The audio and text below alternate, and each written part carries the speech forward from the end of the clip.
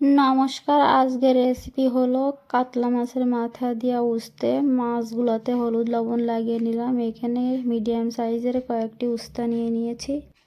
তেল গরম হয়ে গেছে, পিসগুলো ভেজে নামিয়ে নেব।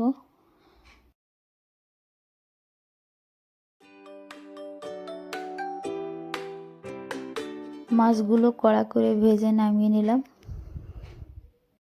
হালকা পরিমাণ লবণ হলুদ লাগিয়ে ভালো করে মিলিয়ে উস্তের তিতা জলটুক বের করে উস্তে ধুয়ে নেব।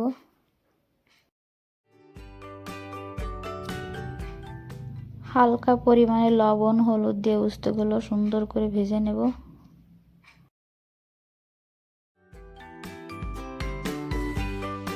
ভাজি হয়ে গেছে, নামিয়ে নেব। একই কড়াইতে জল দিয়ে দেব।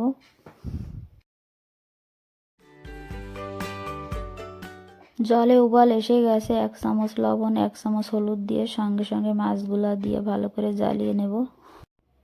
নামিয়ে নিলাম। এখন তাড়কা লাগিয়ে দেব। 3টা কাঁচা লঙ্কা চিড়ে নিলাম।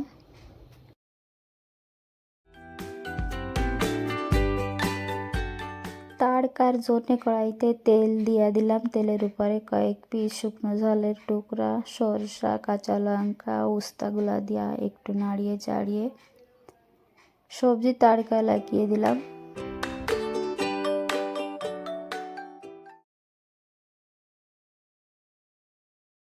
সবজি নামিয়ে নিলাম। ভাতের সঙ্গে খাওয়ার জন্য তৈরি।